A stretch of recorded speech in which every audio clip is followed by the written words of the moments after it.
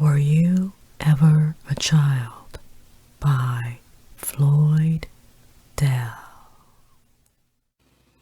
Chapter 21. The Right to be Wrong. One moment. I take it, my friends, we are agreed in demanding of the philosopher that he condescend to some concrete and practical suggestions in regard to education. Briefly, please. You must draw your own conclusions. Traditional education is based on the assumption that knowledge is a mass of information which can be given to the child in little dabs at regular intervals. We know, however, that the education based on this assumption is a failure. It kills rather than stimulates curiosity, and without curiosity, information is useless. We are thus forced to realize that knowledge does not reside outside the child, but in the contact of the child with the world through the medium of curiosity. And thus, the whole emphasis of education is changed. We no longer seek to educate the child, we only attempt to give him the opportunity to educate himself. He alone has the formula of his own specific needs. None of us is wise enough to arrange for him the mysterious series of beautiful and poignant contacts with the reality by which alone he can learn. This means that he must choose his own lessons, and if you think that, left to choose, he would prefer no lesson at all, you are quite mistaken. Let me remind you that children are notoriously curious about everything. Everything except, as you will very justly point out, the things people want them to know. It then remains for us to refrain from forcing any kind of knowledge upon them, and they will be curious about everything. You may imagine that they will prefer only the less complex kinds of knowledge, but do you regard children's games as simple? They are, in fact, exceedingly complex. And they are all the more interesting because they are complex. We ourselves, with our adult minds, penetrate cheerfully into the complexities of baseball or embroidery or the stock market, following the lead of some natural curiosity. And if our minds less often penetrate into the complexities of music or science, it is because these things have associations which bring them within the realm of the dutiful. Evolutionary biology is far more interesting than stamp collecting. But it is, unfortunately, made to seem not so delightfully useless, and hence it is shunned by adolescent boys and girls.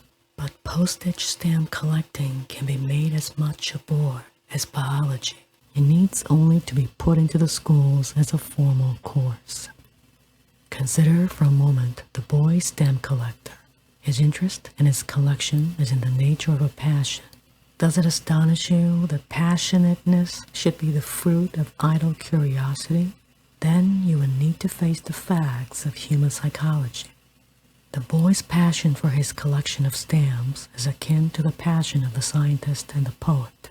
Do you desire of children that they should have a similar passion for arithmetic, for geography, for history? Then you must leave them free to find out the interestingness of these things. There is no way to passionate interest save through the gate of curiosity, and curiosity is born of idleness. But doubtless you have a quite wrong notion of what idleness means. Idleness is not doing nothing. Idleness is being free to do anything. To be forced to do nothing is not idleness. It is the worst kind of imprisonment. Being made to stand in a corner with one's face to the wall is not idleness, it is punishment. But getting up on Saturday morning with a wonderful day ahead in which one may do what one likes, that is idleness. And it leads straight into tremendous expenditures of energy. There is a saying, the devil finds some mischief still for idle hands to do.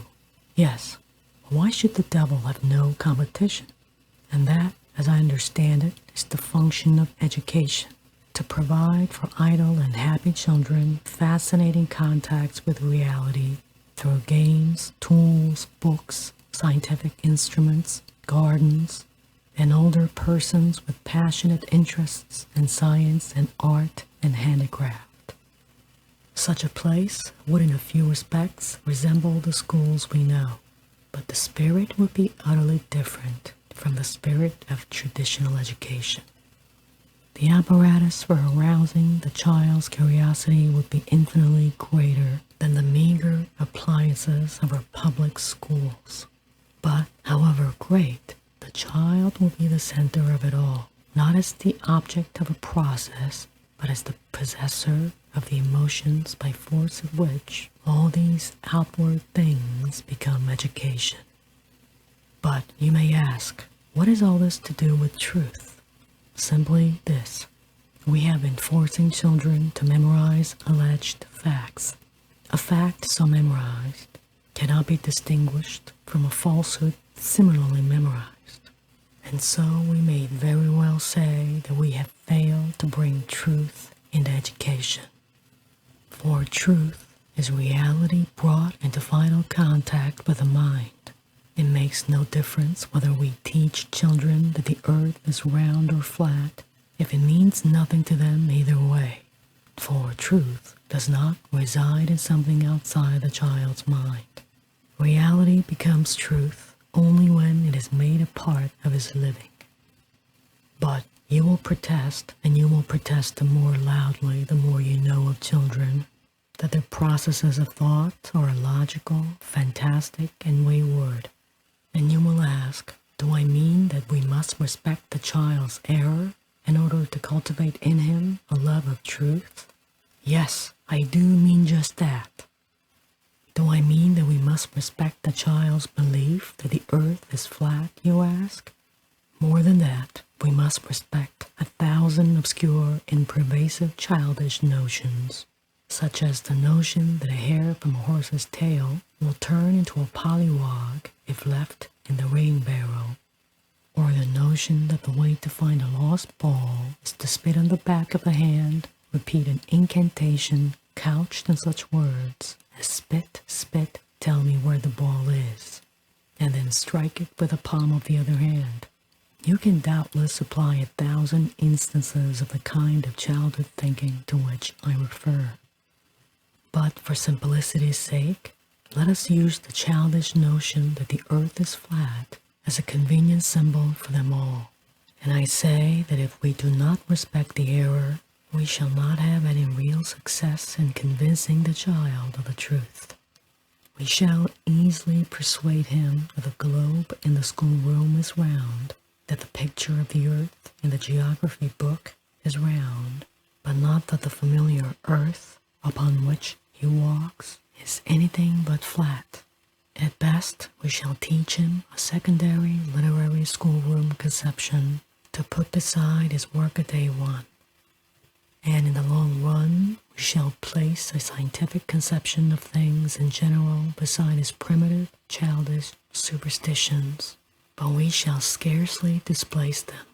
And when it comes to a showdown in his adult life, we shall find him acting in accordance with childish superstitions rather than with scientific knowledge. Most of us, as adults, are full of such superstitions, and we act accordingly and live feebly and fearfully, for we have never yielded to the childish, magical conception of the world the respect that is due to it as a worthy opponent of scientific truth. We have assumed that we were persuaded of truth, while, in reality, truth has never yet met error in fair fight in our minds. If you wish to convince a friend of something, do you not first seek to find out what he really thinks about it, and make him weigh your truth and his error in the same balance? But in dealing with children, we fail to take account of their opinions at all. We say, you must believe this, because it is so. If they do believe it, they have only added one more superstition to their collection. Truths are not true because somebody says so, nor even because everybody says so. They are true only because they fit in better with all the rest of life than what we call errors, because they bear the test of living, because they work out. And this way of discovering truth is within the capacity of the youngest school child. If you can get him to state candidly and without shame his doubtless erroneous ideas about the world, and give him leave to prove their correctness to you, you will have set in motion a process which is worthy to be called education. For it'll constitute a genuine matching of theory with theory in his mind, a real training in inductive logic, and what conclusions he reaches will be truly his. When he sees in a familiar sunset, as he will see with a newly fascinated eye, the edge of the earth swinging up past the sun, then astronomy will be real to him and full of meaning, and not a collection of dull facts that must be remembered against examination day. This means that we must treat children as our equals. Education must embody a democratic relationship between adults and children. Children must be granted freedom of opinion, and freedom of opinion means nothing except the freedom to believe a wrong opinion until you are persuaded of a right one. They, moreover, must be the judges of what constitutes persuasion.